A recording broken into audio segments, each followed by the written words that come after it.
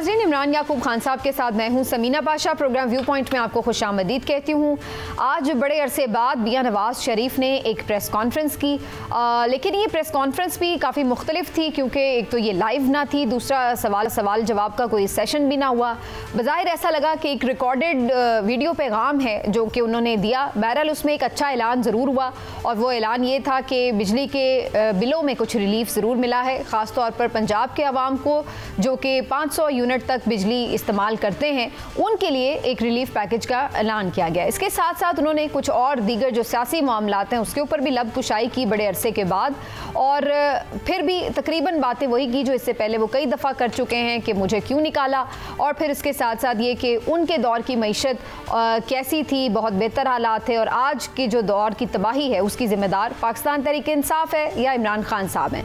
तो यही बातें वो आज भी दोहराते हुए नजर आए। काफ़ी दिनों से उनकी इस प्रेस कॉन्फ्रेंस की बाज़गश्त थी, तो क्या यही वो कुछ था जिसके लिए एक ग्राउंड तैयार किया जा रहा था? क्या ऐसा नया था? और क्या मियां साहब की आज की जो प्रेस कॉन्फ्रेंस थी या रिकॉर्डेड पैगाम, जो भी आप उसे कह लें, वो किसी भी तरह कोई बयानिया बनाने में या किसी तरह भी आवाम को मुतमईन करने के लिए, विजन देने के लिए काफ़ी थी या नहीं, इसके ऊपर भी बात करेंगे। उनके इल्ज़ामात किस हद तक दुरुस्त हैं इसका भी जायज़ा लेंगे। इसके साथ साथ काफ़ी हंगामा खेज़ ये हफ्ता रहा क्योंकि इस हफ्ते में हमने देखा कि जनरल फैज़ की गिरफ्तारी हुई और उसके बाद बहुत सारी चीज़ें डिस्क्लोज़ हो रही हैं, बड़े नेटवर्क्स का बताया जा रहा है।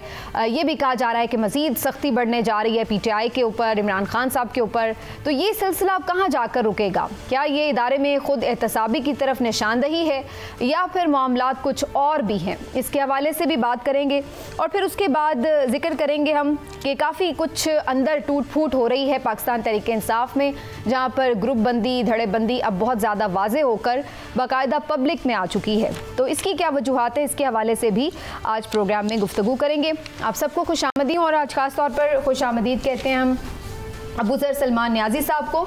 आप मेंबर हैं कोर कमेटी PTI के, इमरान खान साहब के लॉयर भी हैं, तो आज हमें स्पेशली ज्वाइन कर रहे हैं। अबू ज़र सलमान नियाज़ी साहब, आपका बहुत बहुत शुक्रिया। मुझे इजाज़त दीजिएगा, मैं एक कमेंट इमरान साहब से ज़रूर ले लूँ आज नवाज़ शरीफ साहब की प्रेस कॉन्फ्रेंस से मुतालिक, और फिर आपकी तरफ भी आते हैं। इमरान साहब, जब इमरान खान साहब वज़ीर आज़म थे तो अक्सर लोग उन्हें कहते थे कि लगता है कि वो अभी भी अपोजिशन लीडर हैं और कंटेनर पर चढ़े हुए हैं। आज नवाज शरीफ साहब की प्रेस कॉन्फ्रेंस के हवाले से भी अक्सर लोगों का ये तासुर था कि बज़ाहिर ऐसे लग रहा था कि जैसे कोई अपोजिशन लीडर तनकीद कर रहा होता है हुकूमत की पॉलिसीज़ के ऊपर या फिर कोई गिले शिकवे कर रहा होता है, तो ऐसा लग रहा था कि वो भी अपोजिशन के मोड में हैं। आपको क्या नज़र आता है, मियाँ साहब इस एक बात से आगे बढ़ नहीं पा रहे हैं कि उनकी हुकूमत क्यों गिरी और उन्हें हुकूमत से क्यों निकाला? बिस्मिल्लाहिर्रहमानिर्रहीम। समीना, आज की जो मियाँ साहब की प्रेस कॉन्फ्रेंस है उस पर बात करने से पहले ना मैं ये ज़रूर आपसे कहना चाहूँगा कि ये मेरे नज़दीक अब जो मसला है ना ये वाला कि जी ये रिकॉर्डेड है, एज लाइव है या लाइव है या पैगाम है, तो शायद ये अब वतीरा बनता जा रहा है हमारे सियासतदानों का। इमरान खान साहब के दौर में भी ये होता रहा है। फिर अब जितने भी ये लोग हैं वो शायद ये समझते हैं ये शायद हम सहाफ़ियों का सामना नहीं करना चाहते। इमरान साहब के तो चलाते ही नहीं चैनल लाइव। नहीं, इस वक्त नहीं, जब वो वज़ीर आज़म थे उस वक्त भी इस तरह से होता रहा। तो ये सारी चीज़ें ना, मैं ये नहीं कह रहा कि वो तमाम ही इस तरह से करते थे, लेकिन उस वक्त भी लाइव, एज लाइव, रिकॉर्डेड, ये सारा सिलसिला चलता था। अब भी ये है, लेकिन मैं समझता हूँ कि अगर आप प्रेस कॉन्फ्रेंस करना चाहते हैं तो फिर सहाफ़ियों के सवालात का भी सामना करें, अदरवाइज़ आपको ये करना ही नहीं चाहिए। आप सिर्फ एक बयान जारी कर दें तो फिर आपको PTV के वसाइल भी इस्तेमाल करने की ज़रूरत नहीं है। दूसरी बात ये कि मैं ज़ाती तौर पे समझता हूँ कि वज़ीर आज़म 3 बार मियाँ नवाज शरीफ इस मुल्क के वज़ीर आज़म रहे और वो पाकिस्तान मुस्लिम लीग के सदर भी हैं, और वो आज जिस तरह से उन्होंने अपनी बेटी के साथ वज़ीर आला पंजाब मोहतरमा मरियम नवाज़ साहिबा के साथ बैठ के तो ये प्रेस कॉन्फ्रेंस की, तो मुझे शायद उनमें ना एक कौमी लीडर से ज़्यादा एक वज़ीर आला का बाप नज़र आया। उन्होंने अपनी बेटी को शाबाश भी दी और उसकी तारीफ़ें भी की और आवाम को रिलीफ भी दिया। इसमें 2-3 चीज़ें बड़ी अहम हैं। एक तो ये कि मुस्लिम लीग नून ने उन्हें क्यों बिठाया, इसलिए बिठाया कि शायद मुस्लिम लीग नून उन्हें अभी सियासत में रेलिवेंट रखना चाहते हैं। उन्होंने कहा कि जी वो ऐलान उनसे करवाया जाए। अच्छा, अब मैं समझता हूँ कि मियाँ नवाज शरीफ ये ऐलान करके बड़े नहीं हुए, बल्कि उन्होंने अपने किरदार तो महदूद किया है। क्या वो सिर्फ पंजाब के लेवल के लीडर, सूबे के लीडर की तरह बिहेव किया? अगर तो वो पूरे कौम के लीडर हैं, पाकिस्तान के लीडर हैं, तो चले उन्हें ये ही ऐलान मियां शहबाज शरीफ के साथ, अपने छोटे भाई के साथ बैठ के करना चाहिए था कि और पूरे मुल्क का ऐलान होता। मरियम नवाज साहब, नो डाउट मैं ये कह रहा हूँ कि मरियम नवाज ने ये बड़ा अच्छा कदम किया कि पंजाब में वो रिलीफ दे रही हैं, तो वो ऐलान खुद मरियम नवाज ही करती, उससे मरियम नवाज का कद ज़्यादा बढ़ता। आज ये ऐलान करके मियां नवाज शरीफ ने मरियम नवाज का ही कद बढ़ाने की कोशिश की है ना। दूसरी बात ये कि ये देखें, मामला ये है कि आज मियां नवाज शरीफ साहब ने जितनी भी बातें की हैं उसमें लोगों को तो ये ख्याल था कि शायद आज की वो गुफ्तगू में इसमें बात करेंगे मौजूदा सूरत हाल के हवाले से, जनरल फैज़ के हवाले से। देखिए वो हमेशा एक मुतालबा करते रहे, उनकी तकरीरें आप पुरानी भी देख लें, वो जनरल बाजवा के हवाले से, जनरल फैज़ के हवाले से मुतालबे करते रहे हैं। अब आज उन्होंने उस पर तो कोई बात नहीं की, बल्कि इतलात तो ये हैं कि कल जब पार्टी का इजलास हुआ, बड़ा अहम इजलास, तो उसमें भी ये हदायत जारी की गई कि इस हवाले से आप गुफ्तगू कम करें। तो ये जो मामला है, ये कुछ लोग तो ये भी क्लेम कर रहे हैं कि ये एडिटेड प्रेस कॉन्फ्रेंस थी, उसमें कुछ चीज़ें एडिट हुई हैं। अब नामालूम है कि वो क्या चीज़ें एडिट हुई हैं, लेकिन बहरहाल ये खबरें भी गर्दिश कर रही थी मार्केट में। थोड़ा मैं शामिल कर लेती हूँ सलमान न्याजी साहब को भी, और इनसे भी राय लेते हैं कि मियाँ साहब की जो ये प्रेस कॉन्फ्रेंस नुमा कुछ वीडियो पैगाम था, इस पर उनकी क्या राय है। अब उधर सलमान न्याजी साहब, मियाँ साहब ने ऐलान तो चलिए अच्छा कर दिया है, किसी तरह भी सही, कितनी ही तौर पर सही, एक भला हुआ है अवाम का, लेकिन जो ओवरऑल उनकी प्रेस कॉन्फ्रेंस थी, बड़े संगीन इल्ज़ामात थे उनके कि सारा कुछ जो आज महंगाई है, बिजली के बिल हैं, जो सियासत में कशमकश है, ये सब चीज़ें पीटीआई और इमरान खान साहब की वजह से हैं। और फिर वो ये सवाल करते हैं कि उनको क्यों निकाला, उसके बाद ही मुल्क को ये तबाही आई, तो उनको जवाब मिला क्यों नहीं अभी तक? देखिए, मियाँ साहब की प्रेस कॉन्फ्रेंस देख के, या पिछली अगर हम उनका जब से वो आए हैं, उनको कोई 4-5 दफ़ा मेरे ख्याल से मुख्तलिफ औकात में लॉन्च करने की कोशिश, नाकाम कोशिश की गई है, और ये भी उसी का एक शाखसाना है। It's just an extension of previous attempts जो फेल की हुई हैं इनकी, उनको लॉन्च करने की। ये बिल्कुल वैसे ही है कि आजकल के ज़माने में जब आईफोन आ गया, जब एप्पल आ गया, लेटेस्ट कंप्यूटर टेक्नोलॉजी आ गई, और आप पहले पेंटियम 1 लॉन्च करें, फिर पेंटियम 2 करें, फिर पेंटियम 3 करें, और फिर पेंटियम 4 करें, लेकिन वो मार्केट जो है उसको ख़रीदने को तैयार नहीं है, क्योंकि उसकी रेलेवेंस ख़त्म हो चुकी है। और जहाँ तक मियाँ नवाज शरीफ साहब की बात है, उनका ये सवाल मुझे क्यों निकाला, देखें पहली बात उनको क्यों निकाला, एक तो ये अभी तक मैं आपको बता दूं जो नैब ने किस तरह उनका केस चलाया, जिस तरह उनका ट्रायल हुआ, और जिस तरह वो केस फिर ख़त्म भी हुआ, किस तरह बायोमेट्रिक जो है वो एयरपोर्ट के ऊपर कराया गया। खैर वो एक सारी डिबेट अलग है। और अभी तक जो एवनफील्ड के अपार्टमेंट्स हैं उसकी मनी ट्रेल नहीं एग्जिस्ट करती, तो क्या नैब का ऑफेंस बनता था, नहीं बनता था, क्या वो एसेट उनके उस वक्त ऑनरशिप में था और उसका उन्होंने मनी ट्रेल दिया? जी नहीं दिया। तो he has not been held accountable till date for acquisition of the assets जो एवनफील्ड अपार्टमेंट्स में थे।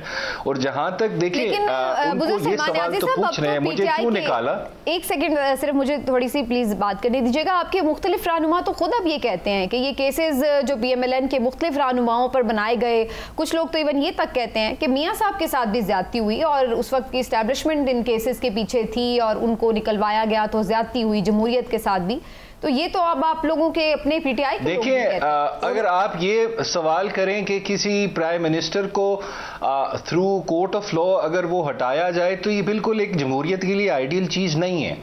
लेकिन जिस तरह पनामा पेपर्स में मियां नवाज शरीफ साहब का नाम आया और एक एसेट्स निकले जो उनके बच्चों के नाम पे हैं और उसकी कोई मनी ट्रेल नहीं थी, ये दुनिया की किसी भी जमहूरियत अगर होती जहां पे जेन्युइन जमहूरियत एग्जिस्ट करती है तो मियां नवाज शरीफ साहब खुद मॉरल अथॉरिटी के तौर पे रिजाइन करके घर चले जाते अगर किसी और मुल्क में ऐसा होता। तो आप इस तरह की एग्जांपल अगर देते हैं तो साथ ये भी देखें कि एक सिटिंग प्राइम मिनिस्टर की प्रॉपर्टी निकलती है लेकिन उसकी कोई मनी ट्रेल नहीं है, ऑनरशिप है, तो उस पे वैसी सिचुएशन में तो प्राइम मिनिस्टर को रिजाइन करना पड़ता है। इतनी मॉरल स्ट्रॉन्ग कन्वेंशंस होती हैं पूरी दुनिया में, वो नहीं हुआ। चले वो एक अलग डिबेट, लेकिन ये जो कहना है उनका कि जी मेरे साथ ज्यादती हुई, देखें आपका केस खत्म कराया गया, और जिस तरह कराया गया वो सबके सामने है। नैब ने कोई सबूत पेश नहीं किया, उसको ना प्रॉपर इन्वेस्टिगेट किया ना प्रॉपर प्रोसिक्यूट किया, और आखिरी हियरिंग पे आके कहा हम इसको कंटेस्ट ही नहीं करते, तो आपका केस खत्म हुआ। जो जेन्युइन एसेट से उनका केस एक चला, और जिस तरह वो खत्म किया गया, आपको तो स्पेशल ट्रीटमेंट दी गई। आपका जहाज में बायोमेट्रिक होता है, और उसके बाद आपको लाया गया यहां पे, आपको लॉन्च किया गया। आप यास्मीन राशिद से हारे हुए हैं, लेकिन आपको फिर भी जिताया गया। ये मैं नहीं कह रहा, पीटीआई तो कह रही है, लेकिन ये इंडिपेंडेंट जो थिंक टैंक्स हैं जिन्होंने रिपोर्ट्स बनाई है, जैसे पैटर्न में बारी साहब कह रहे हैं, किस तरह आपको जिताया गया फॉर्म 47 के ऊपर, यास्मीन राशिद साहबा को हिराया गया। तो स्टेट के लाडले तो आप हैं इस वक्त। अबूजर सलमान नियाज़ी साहब चाहते हैं, अबूजर सलमान नियाज़ी साहब, इमरान साहब बस आखिरी बात कर लूं, आप हुकूमत भी करना चाहते हैं इस वक्त, प्राइम मिनिस्टर भी रहना चाहते हैं, आप चीफ मिनिस्टर भी रहना चाहते हैं, आप साथ ऑपोजिशन लीडर भी बनना चाहते हैं। तो मियां साहब बेसिकली ये सारे रोल अदा करना चाह रहे हैं। क्यों? उसकी वजह यह है कि आपका जो वोटर है वो खत्म हो गया है, आपके पास कोई बयानिया नहीं है, तो पुरानी इश्यूज को आप लोग बार बार निकाल के अपने आप को रीलॉन्च करना चाह रहे हैं। जो मार्केट आपकी बाय नहीं कर रही, आपका वोटर आपका बाय नहीं कर रहा, ना आवाम इस मुल्क की बाय कर रही है। उनको सब पता है जो हुआ है इस मुल्क में, जिस तरह इलेक्शन चोरी करके इंस्टॉल किया गया इस हुकूमत को, पूरे रिजीम को, तो वो तो आवाम नहीं बाय करेगी। आप बेशक जिस तरह मर्जी इनको दोबारा 4 दफा लॉन्च करते हैं इस तरह सारी फैसिलिटी दे के, लेकिन मियां साहब का जो बयानिया है वो आवाम एडमिट भी नहीं करेगी ना एक्सेप्ट करेगी। अबूजर सलमान नियाज़ी साहब, गुजारिश ये है कि वो जब ये कहते हैं कि मुझे क्यों निकाला, तो वो मामला ये है कि किसी हद तक तो वो फेयर है इस बात करने में कि उनको सज़ा तो दी है कामे में। आपने केसेस जो बनाए उनके खिलाफ, मुकदमात जो स्टेट ने बनाए या उस वक्त के लोगों ने बनाए, उनके मुखालफिन ने बनाए या बनवाए, उसमें तो उन्हें सज़ा उस तरह से नहीं हुई। उनको जब निकाला कामे की बुनियाद पे, तो वो तो ये कहते हैं, वो तो कहते हैं जी डॉलर उस वक्त देखे कितना था, उस वक्त क्या रेट था, हमने उस वक्त किस तरह से किया, बिजली का यूनिट कितना था, वो तो अपनी वो कारकर्दगी पेश करते हैं। अब इशू ये है कि आज मेरी आखिरी फिक्रा, आज जो आप ये बात कह रहे हैं कि आपको अदालतों से इंसाफ नहीं मिल रहा, सेम यही बात वो कर रहे हैं कि उस वक्त अदालतों में उनके साथ वो सलूक था। इस पे आप क्या कहेंगे? अच्छा देखिए इमरान साहब, उसी वक्त की अदालतें थी जिस वक्त उन्होंने 50 रुपए के स्टाम्प पेपर पे एक कन्विक्टेड शख्स को बेल दी, और वो शख्स 4 साल मुल्क से बाहर रहा, और फिर आता है तो उसका जहाज के अंदर ही उसको बेल ग्रांट हो जाती है। तो इस तरह का सलूक तो पाकिस्तान तहरीके इंसाफ के साथ कहीं नहीं हुआ। हम तो अदालतों में जंग लड़ रहे हैं, अभी तक लड़ रहे हैं, हमें तो कोई स्पेशल ट्रीटमेंट नहीं दी। उल्टा हमारे खिलाफ तो sitting chief justice pending cases में भी बयान दे देते हैं कि जिसमें बड़ी चोरी हुई, जिस तरह अलकादर केस में उन्होंने बयान दिया। तो हमारे साथ तो बिल्कुल डिफरेंट सलूक हो रहा है। जहां तक उनके कहने की बात है, देखिए 2 चीजें हैं।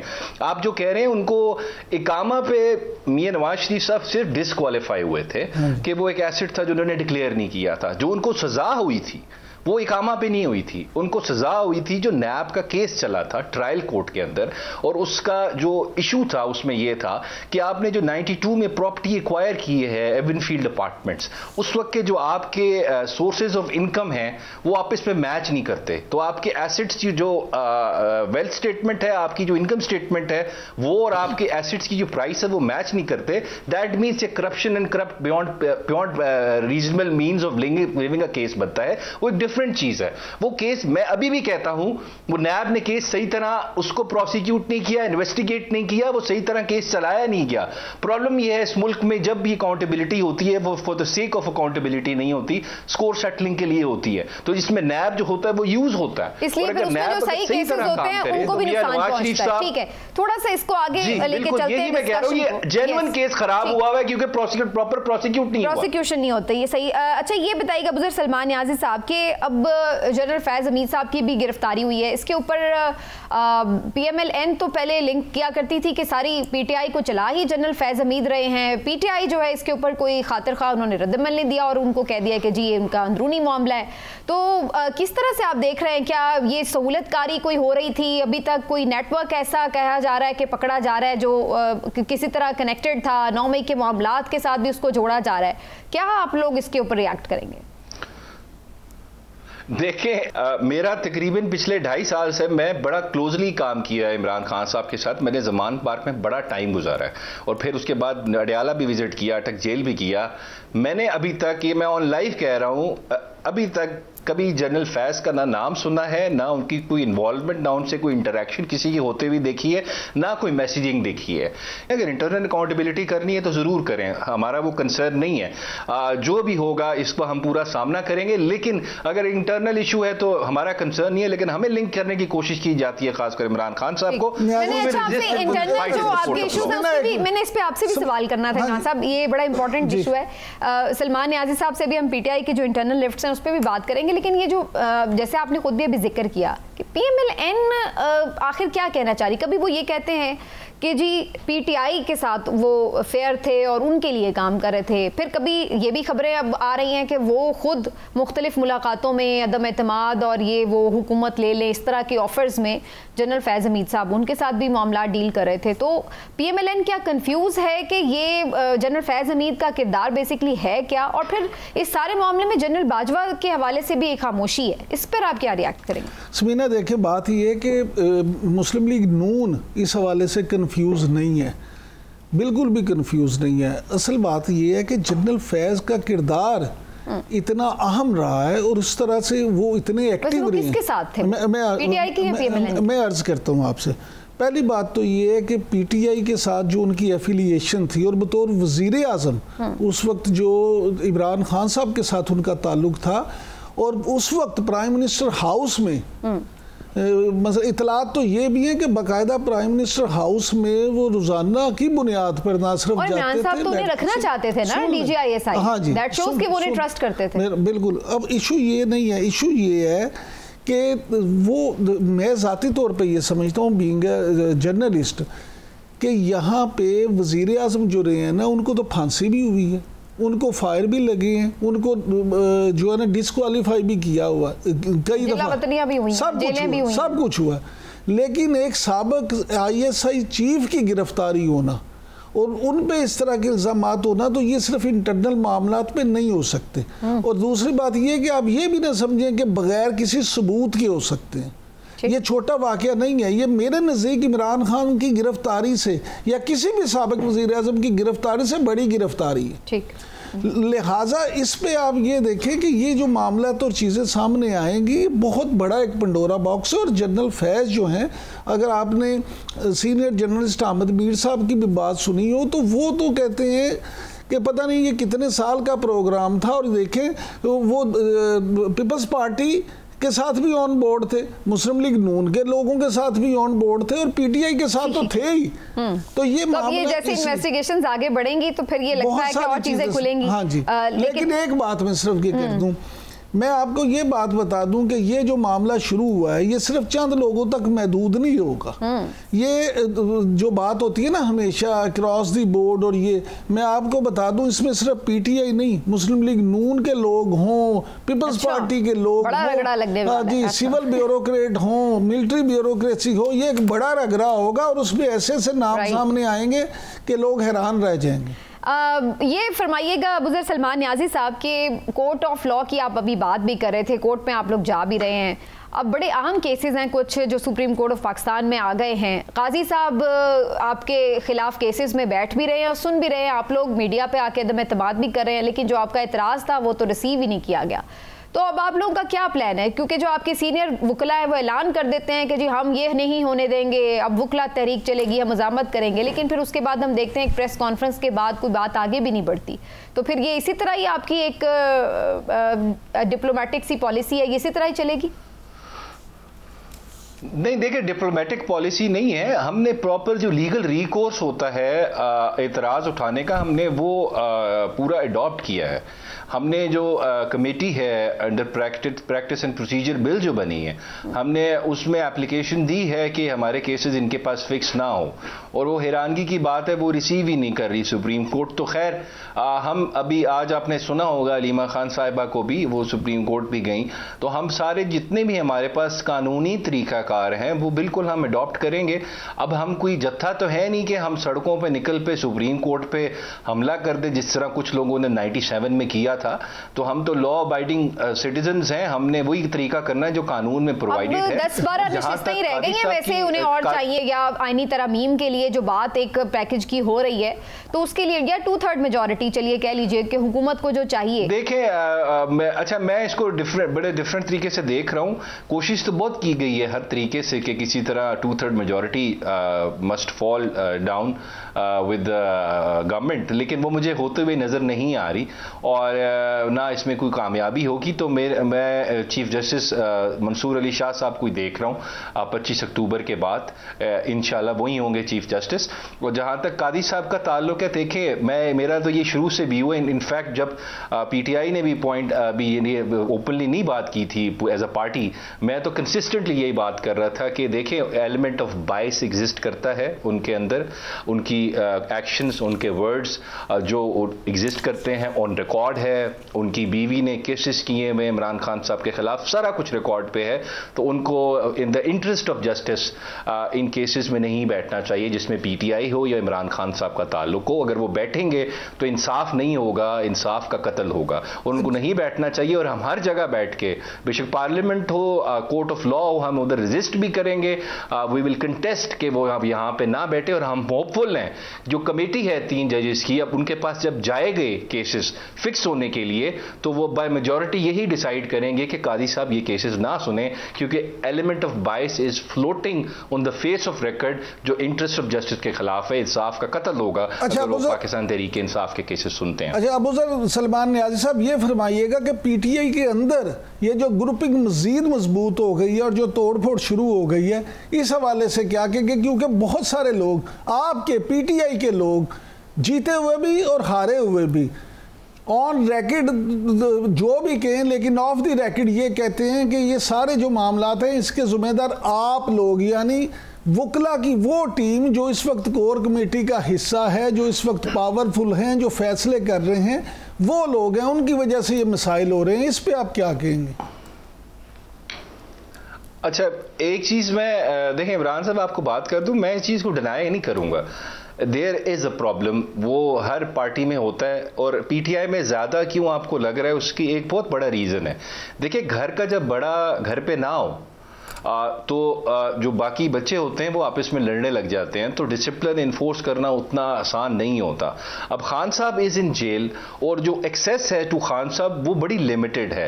ये उस तरह नहीं है जिस तरह ये नवाज शरीफ साहब दिन में 200 बंदे को मिलते थे, यहाँ पे बड़ी लिमिटेड है। हफ्ते में कुछ लोग मिल सकते हैं और कुछ लोग, जैसे मैं बैठा हूँ आपके सामने, मेरे पे तो नाम पे उन्होंने क्रॉस लगाया हुआ है। जब दिल करता है वो कभी 2 महीने बाद एक दफा मिलने देते हैं, मुझे तो जाने ही नहीं देते अंदर, उनको पता नहीं क्या मसला है, मुझे नहीं पता। लेकिन खैर एक्सेस का एक प्रॉब्लम है जिसकी वजह से कम्युनिकेशन गैप आता है। कम्युनिकेशन गैप आता है, बड़े सीनियर लीडरशिप की तरफ से भी ये प्रॉब्लम आ रही है कि उनके मैसेजेस नहीं पहुंच पाते उस तरह जिस तरह वो चाह रहे हैं।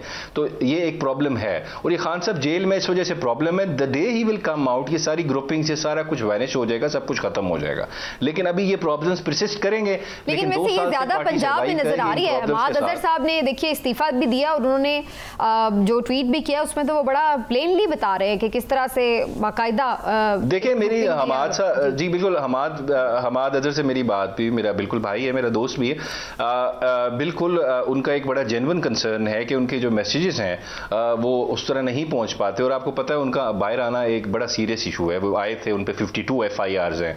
उन्होंने जैसे आए थे इस्लामाबाद में, वो पार्टी ऑफिस में आपने देखा वहाँ पुलिस ने धावा बोल दी, UN की टीम को भी वहाँ पे उन्होंने हब्जे बेजा में रखा थोड़ा दिन। तो इतने वो वांटेड है इस हुकूमत के लिए और कुछ इदारों के लिए। इस वजह से उनका वो खान साहब से एक्सेस नहीं है। वो प्रेसिडेंट है, सारी बात है, जब रिस्पॉन्सिबिलिटी होती है तो फिर जब कुछ नहीं होता तो उनको उसको बैकलैश भी फेस करना पड़ता है। तो इस वजह से वो चाह रहे हैं जब वो उनको पास एक प्रेसिडेंट है तो वो अपनी पावर्स भी एक्सरसाइज करें जिस तरह वो करना चाहते हैं। लेकिन कम्युनिकेशन गैप की वजह से उन्हें प्रॉब्लम आ रही है। ठीक, राइट, बिल्कुल। अबूजर सलमान नियाज़ी साहब बहुत बहुत शुक्रिया सर, आपने इनके लिए वक्त निकाला। एक ब्रेक लेते हैं नाज़रीन, ब्रेक से वापस आते हैं, डिस्कशन करेंगे कि क्या वाकई इस वक्त हम देख सकते हैं कि एहतसाब का अमल अक्रॉस द बोर्ड शुरू हो चुका है और ये जाकर रुकेगा कहाँ पर, कौन कौन इसके मजीद घेरे में आएगा, रेडार पर कौन कौन है, इसके ऊपर भी बात करेंगे और फिर इसका आउटकम क्या निकलेगा, इस हवाले से खुसूसी डिस्कशन होगी प्रोग्राम में। ब्रेक के बाद हमारे साथ रहिए।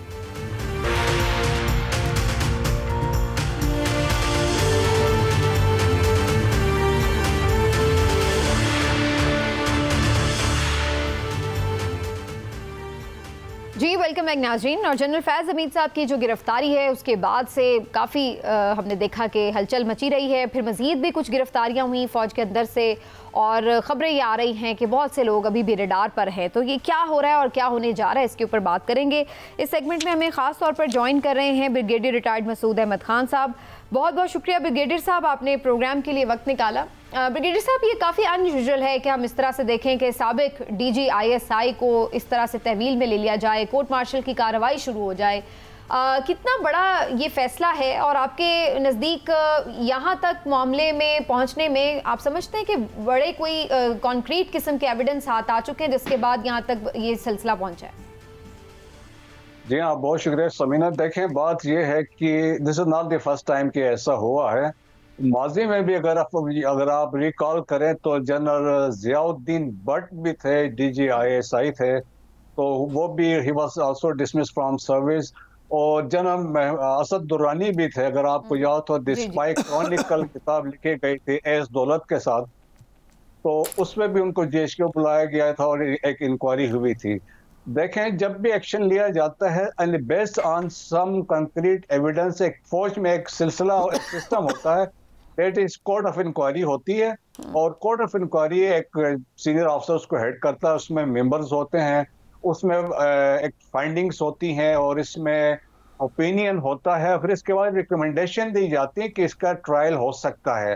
No based on that court of inquiry, इसके बाद से फिर ये डिसाइड किया जाता है, फिर जनरल कोर्ट मार्शल जो सीनियर रैंक से जितने लोग होते हैं, और इसको कन्वीन एक ब्रिगेडियर भी कर सकता है, एक जनरल ऑफिसर भी कर सकता है, और फिर अकॉर्डिंगली फिर इसमें एक सीनियर ऑफिसर इसको हेड करता है, प्रेसिडेंट, इसमें 2 मेंबर भी होंगे, जज एडवोकेट जनरल का इसमें रिप्रेजेंटेटिव बैठता है, और इसके बाद यह सिलसिला चलता है। और इसमें यह है कि जो भी अक्यूज होता है उसको फुल इनिशियली तो ब्रिगेडियर साहब ये बताया गया था कि जो टॉप सिटी है उसकी जो सुप्रीम कोर्ट में फैसला आया उसकी तहकीकात की रोशनी में जो है इनको तहवील में लिया गया, लेकिन अब तो बहुत सारी चीज़ें हो रही हैं।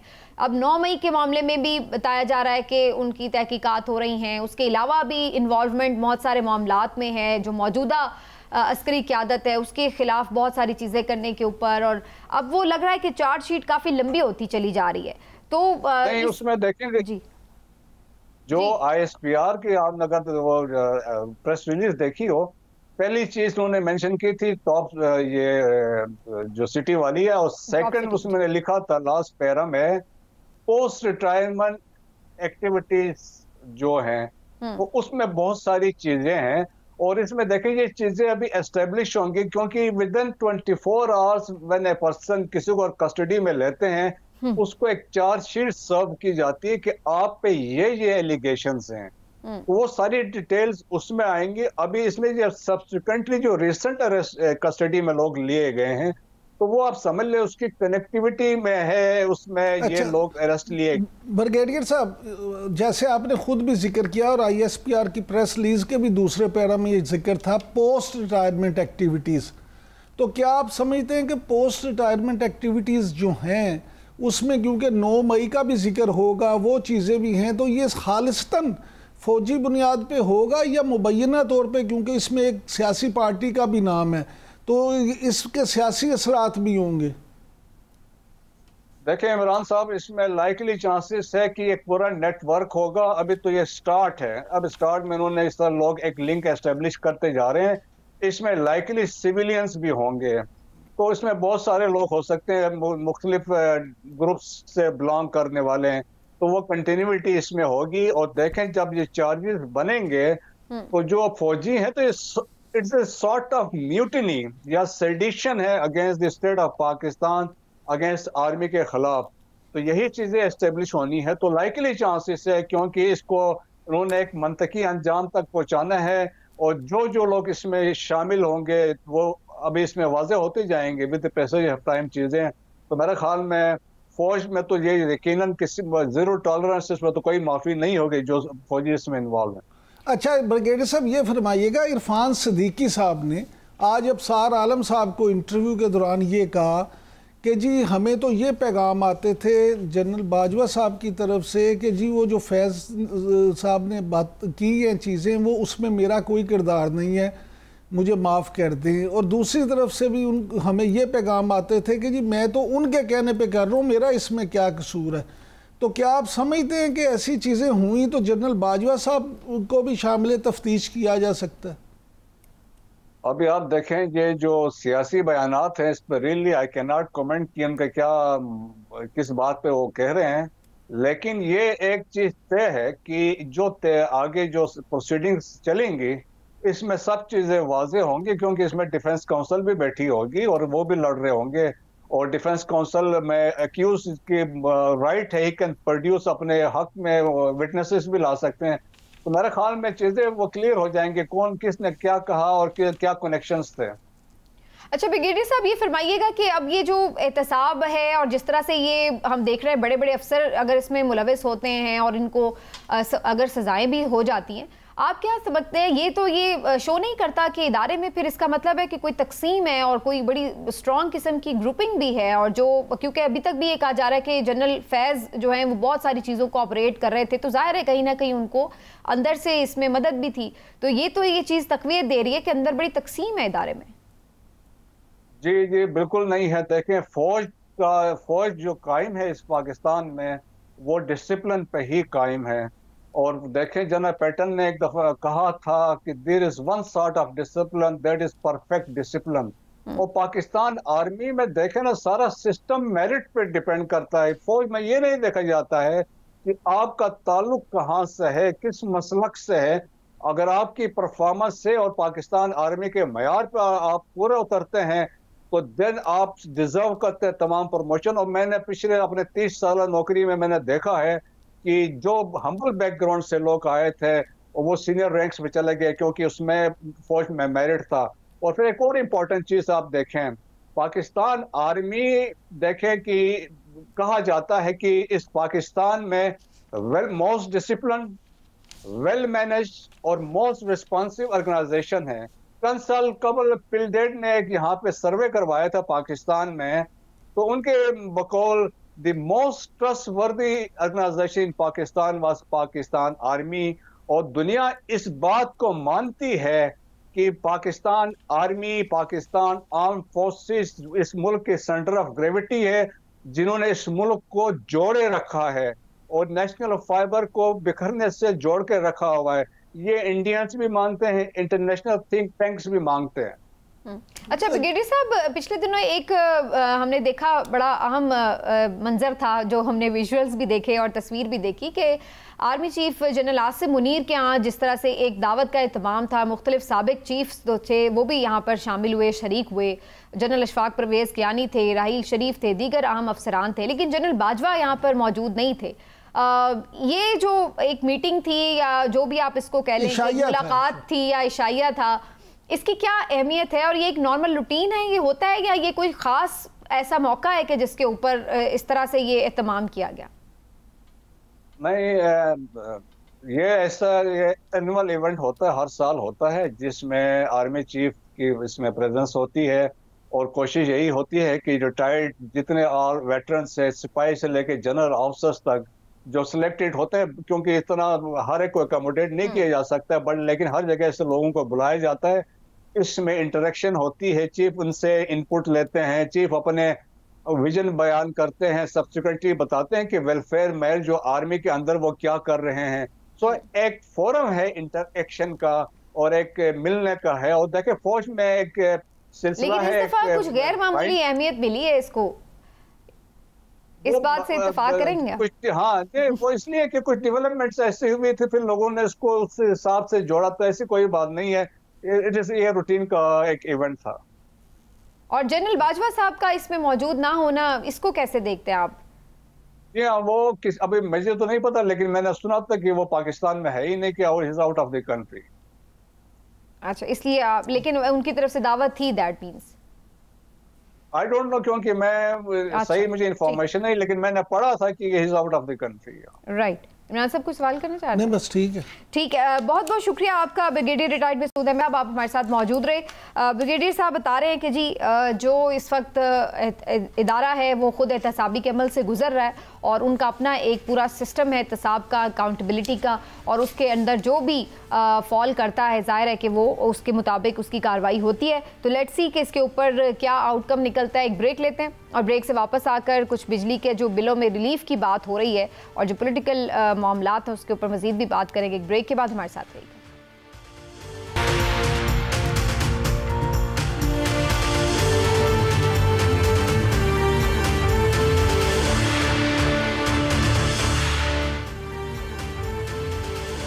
जी वेलकम बैक नाजरीन।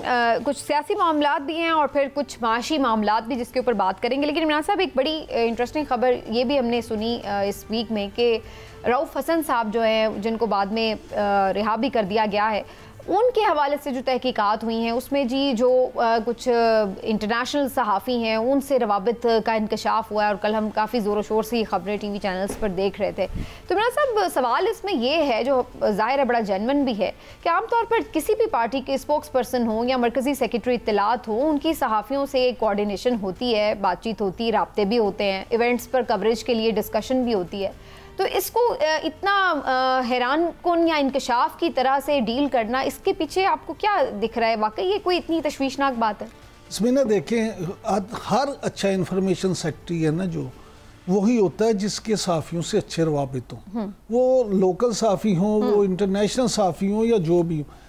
मेरे नज़दीक तशवीशनाक बात ये नहीं है कि उनके इंटरनेशनल साफ़ियों से ताल्लुकात थे या उनके मरासिम थे या उनसे मैसेजिंग होती थी। तशवीशनाक बात ये हो सकती है कि अगर वो उनके साथ को मुल्क के ख़िलाफ़ या इदारों के ख़िलाफ़ को मैसेजिंग करते हों या उन्हें को पैगाम रसानी करते हों या इस तरह की चीज़ें हों।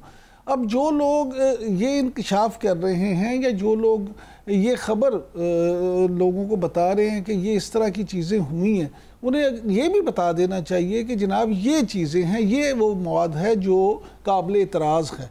और वाकई जो अगर रऊफ हसन साहब हों या इवन मैं और आप हों, अगर मुल्क के ख़िलाफ़ कोई चीज़ें हैं और गैर मुल्की साफ़ियों को क्या हमारे लोकल साफ़ियों को भी कोई दे रहा है तो वो तो गलत है। लेकिन अगर वो सिर्फ अपने पार्टी की प्रमोशन के लिए या इस तरह की चीज़ें हैं तो वो तो हर एक को इजाज़त है, उसमें मैं नहीं समझता कि कोई ऐसी मजाका है इस बात हो। लेकिन अभी तक जो हम स्क्रीनशॉट्स वगैरह देख रहे थे उनसे चैट के, तो उसमें तो नॉर्मली वो एक जो इवेंट है उसकी हवाले से, कवरेज के हवाले से या उसके बारे में ही, उसकी प्रमोशन के हवाले से ही बातचीत करते हुए नजर आ रहे। लेकिन बहरहाल हो सकता है कि कुछ मजीद भी चीज़ें इन्वेस्टिगेशन में सामने आए, इसलिए आमतौर पे ऐसी चीज़ें फौरी सामने नहीं लाई जाती। उसकी वजह यह है कि फिर प्रोसिक्यूशन को जब वो उस तरह की चीज़ हो, मुकदमा हो, चीज़ें हो, कार्रवाई हो अदालती, तो उसमें फिर प्रॉब्लम होती हैं। तो तफ्तीशी इदारे जो हैं वो आमतौर पे ऐसी चीज़ें। तो इमरान साहब हमने ये देखा ना, अभी देखिए कुछ दिन पहले इन्होंने में कहा जी कंप्यूटर में से पता नहीं कौन सा कोई बहुत मवाद मिल गया है। उसके बाद वो जो अहमद जंजुआ उनके कोऑर्डिनेटर थे, उनके ऊपर दहशतगर्दी का मुकदमा, बारूद भी बरामद हो गया, नीले शॉपर में हो गया। और फिर उसके बाद हमने देखा कि उनके ऊपर उन्होंने और भी कहा कि हमने कुछ उनसे दहशतगर्दी का मवाद जो है वो बरामद करवाना है। फिर हमने वो भी देखा कि अरूबा कमाल के ऊपर 11 लाख कोई फेसबुक अकाउंट की बातें भी सुनते रहे। बाद में वो पता चला FIA ने तो ऐसा कोई क्लेम नहीं किया। लेकिन इन दी एंड क्या वो सारे लोग अब जमानत पर रिहा हैं। अगर वाकई कोई कॉन्क्रीट एविडेंस होता तो जाहिर है कि उनकी इस तरह से ना हो रही होती जमानतें, और ये सब अब आज़ाद हैं, रिहा हैं। इसका मतलब यही है कि ये क्या कोई बयानिया जस्ट बनाने की कोशिश की जाती है, या अगर ऐसा है तो फिर वो चीज़ें अदालत में क्यों नहीं आती? समीना, ये आपको पहली दफ़ा ऐसा नहीं हो रहा। आपको याद होगा कि राना सनाउल्लाह साहब पे तो 21 किलो मंशियात डाल दी थी, उनकी गाड़ी से निकल आई थी जिसमें 15 किलो हेरोइन थी। मामला ये है कि इसी तरह से जो फेक चीज़ें अगर होती हैं या सिर्फ किसी को वो पंजाबी में कहते हैं तोना लाल काम करना है, तो वो चीज़ें फिर अल्टीमेटली उसका नुकसान होता है, उससे आपको फ़ायदा हासिल नहीं कर सकते। ये कमज़ोर केसेस ही बाद में उन लोगों की जो तरक्की का जीना बनते हैं। लोग कहते हैं भाई इनके साथ तो बड़ी ज़्यादती हुई थी। तो ये इदारों को भी चाहिए कि वो अगर कोई बंदा बेगुनाह है, वो किसी तरह की इस तरह की एक्टिविटी में नहीं है, तो सियासी तौर पे आप सियासी लोगों को सियासी हवाले से सियासी तौर पे डील करें। अच्छा, एक और बड़ी अहम गिरफ्तारी की खबरें आई थी कि जी कोई गिरफ्तारी हुई है। मैं बात कर रही हूँ डिप्टी सुपरिटेंडेंट जेल अडियाला की, और ये खबरें आ रही थी कि वो मुबैना तौर पर कोई सहूलतकारी कर रहे थे और कुछ एडिशनल इमरान खान साहब के लिए वहाँ पे फैसिलिटेशन कर रहे थे। इस वजह से उनको पहले तो हटाया गया ओहदे से और उसके बाद फिर उनको गिरफ्तार कर लिया गया। लेकिन 2-3 दिन गुजर जाने के बावजूद भी इमरान साहब उनकी गिरफ्तारी कहीं जाहिर नहीं की गई और ना ही किसी अदालत में उन्हें पेश किया गया। तो अब उनकी जो फैमिली है उन्होंने उनकी बाजियाबी के लिए बाकायदा दरख्वास्त दायर कर दी है लाहौर हाई कोर्ट के रावलपिंडी बेंच में। अब बात यहाँ पर फिर वो आ जाती है कि ये अब अगर मोहम्मद अकरम साहब जो हैं वाकई कोई सहूलतकारी कर रहे थे आउट ऑफ द वे जाकर, तो उनको अदालत में पेश करके सामने लाना चाहिए और चीज़ों को भी, सबूतों को भी लाना चाहिए। लेकिन अब उनको अगर एक डिप्टी सुपरिटेंडेंट जेल भी लापता हो जाए तो फिर आप किसको जाके बोलेंगे कि आइन कहाँ खड़ा है, कानून कहाँ खड़ा है, अदालत कहाँ खड़ी है?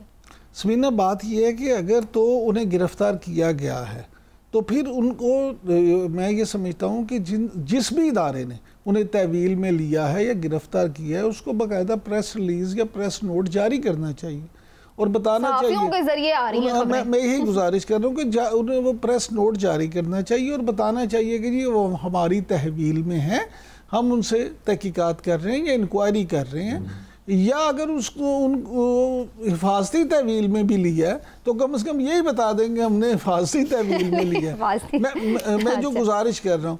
लेकिन ये जो बात आपने की है कि जो बिल्कुल पता ही ना हो, जो लापता शख्स है उसकी तरह हो जाए, तो ये फिर चीज़ों को मशकूक करती हैं। अच्छा, अब आखिरी बिल्कुल हमारे 1-2 मिनट बाकी रह गए। जहाँ से हमने बात शुरू की थी उसके ऊपर मजीद थोड़ी सी गुफ्तगू के जो अनाउंसमेंट हुई है बिजली के बिलों में, आपको लगता है को खातिर खा फ़ायदा मिल जाएगा आवाम को इससे? और अगेन वही बात के आगे तो अब अगस्त तकरीबन ख़त्म होने को की तरफ चल पड़ा है अब, और आगे सितंबर के महीने में वैसे भी बिल थोड़े रिड्यूस हो जाते हैं।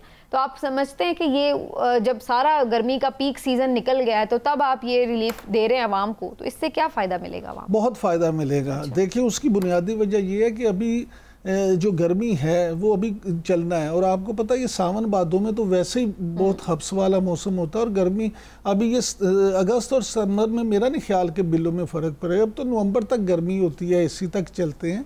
लेकिन मामला ये है कि ये 500 आप अमीर आदमी आप ही चलाते होंगे नवंबर में एसी, हम तो अगस्त के बाद बंद कर देते हैं कि अब गुजारा हो रहा है। चलें, आपसे मैं पूछूंगा अगले महीने कि आपने बंद कर दिया या नहीं। लेकिन मामला ये है कि जो है ना, ये वाला मामला जो 500 यूनिट तक इस्तेमाल करने वाले आमतौर पर मतवसत तबका, उनको इससे बड़ा 14 रुपये फी यूनिट बड़ा रिलीव है। उनको देखिए उनके बिलों में ये फ़र्क पड़ेगा। मैं तो ज़ाती तौर पे समझता हूँ कि पंजाब हुकूमत का बड़ा अच्छा फैसला है, लेकिन ऐसे ठोस इकदाम होने चाहिए कि सिर्फ रिलीव ना हो बल्कि बिजली की कीमतें वाक़ियतन कम की जाएँ, ताकि सिर्फ ये 500 यूनिट वाला नहीं बल्कि आपकी सनत, आपकी ज़राअत, उनका पहिया भी बिजली पे ही चलता है, तो उनको भी फायदा इससे पहुंचे। चलिए, वक्त खत्म हो गया नाज़रीन, इंशाल्लाह आपसे मुलाकात करेंगे। अपना ख्याल रखिए, इजाज़त दीजिए, अल्लाह हाफ़िज़।